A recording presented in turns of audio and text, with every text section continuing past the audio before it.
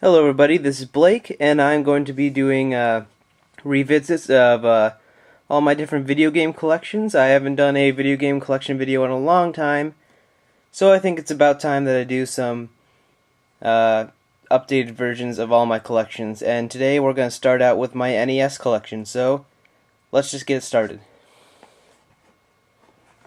First off, we have two box games, the rest are all loose. We have Paperboy. Let me preface this by just saying, for all these collection videos, I'll say some quick opinions, but if I don't feel like I've played the game enough to have a proper opinion, I probably won't say anything about it. Paperboy, it's a pretty solid classic game. Zoda's Revenge, Star Tropics 2. This is a good game, but not as great as the original Star Tropics, which I really need to get a copy of. Life Force, a really great shooter. The Legend of Zelda, obviously a classic game. Haven't beat it yet because it gets really hard. For me, at least personally, around Dungeon 6. Kirby's Adventure, my favorite Kirby game of all time. Journey to Silius, a really undernoticed and underrated NES game, one of my favorites. Fantastic soundtrack too, one of the best on NES. Super Mario Bros. 3, everybody knows this is a classic, fantastic game. Definitely the best Mario game on the system. The Adventures of... The Young Indiana Jones Chronicles. This is a pretty solid game, but extremely hard. Well made, but getting past the first stage will be a challenge. Tetris, obviously a classic block puzzle game. Wheel of Fortune, Junior Edition.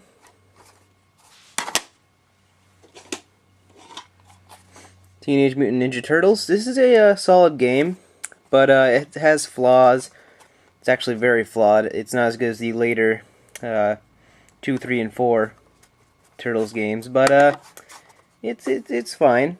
It just has issues, and it's ridiculously hard. Super Mario Brothers, just the standalone cart. Classic game, obviously. Everybody loves it for good reason. It plays perfectly to this day. Wonderful game. Section Z, a pretty underwhelming shooter from Capcom. Rygar, a pretty fun, a little bit glitchy, but still fun platformer, action platformer. Super Glove Ball, awful game, just straight up awful. It's for the Power Glove, and whether with the Power Glove or a controller, this game is awful. Spelunker, now this game gets lots of hate. It's kind of warranted. It's a very ancient feeling platformer. Pitfall 2 on the Atari 2600 feels better playing than this, but it's not awful. Castlevania. This is a wonderful start to the series, and a wonderful game. To me, it hasn't aged at all. It's still so much fun and very well made. There's really nothing wrong with it at all. Captain Skyhawk, a decent shooter, I guess. Next up we have Gyromite. Pretty much unplayable game on every level. It's a neat concept, but not really that playable. Excite Bike, classic game. It's fun, but it doesn't have much content. Of course, it's an early NES game, but I don't find myself putting it in that often. If I have some friends around and we just want to make stages and mess around with each other, making impossible stages, then it's a fun game in that case. DuckTales. This is a wonderful, wonderful Disney platformer from Capcom. So well designed. The gameplay is very fun. I think this still plays better than the remake's great, remastered, but this is still the best version you can ever get. Duck Hunt, in very awful condition. If you still have a TV that can use the zapper, then fun game. Dragon Warrior. Bubble Bobble. This is one of the most fun NES two-player games. This is a wonderful, awesome game. If you can find it, very fun. It gets repetitive after a while, but you want to keep playing just because you want to see it to the end. You're having too much fun to even care. Blaster Master.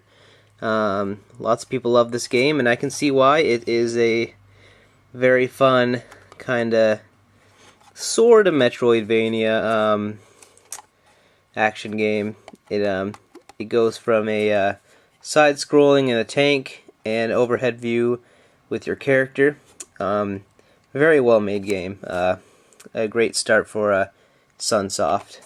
I don't know if it's their. I don't think it's probably not their first game, but it's pretty early on for them. Bionic Commando. One of my favorite NES games. This is the bionic arm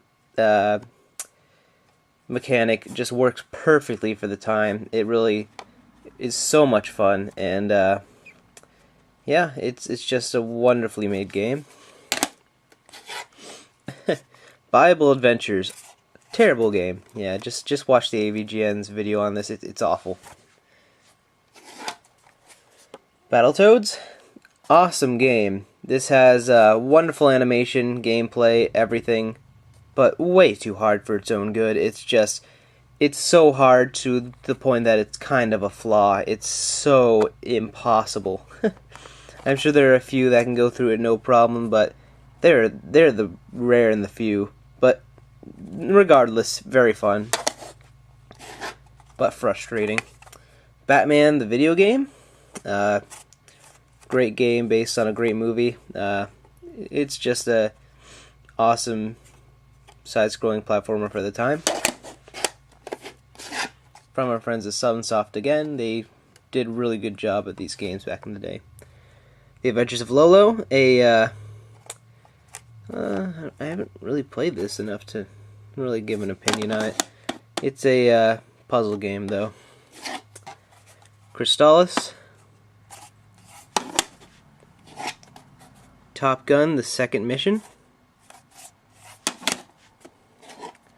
Super Mario Bros. Duck Hunt, already talked about these games. Rad Racer 2. Wild Gunman. Pinball. It's pinball. Pretty basic pinball game. Let's move these out of the way. Chip and Dale Rescue Rangers. A not quite DuckTales good, but another great Disney platformer from Capcom. Especially shines in two-player. Castlevania 2, Simon's Quest. Yeah, I really wanted to like this one, but it's definitely the black sheep of the Castlevania series. It's not bad, it's just really... it's not aged well. Not at all. Double Dragon 2, The Revenge. This is a really, probably the best game, the best beat 'em up I've personally played on the NES. I haven't played River City Ransom yet, but it has cool platforming elements, and I like how it transitions from purely 2D to the typical pseudo 3D that many fighters of the time had. Dig Dug 2, Trouble in Paradise. Ninja Gaiden. I adore this game. It's the best Ninja Gaiden game. The original is the best of the original trilogy. So good, so fast-paced and well-designed, tight controls. It will kick your butt, though.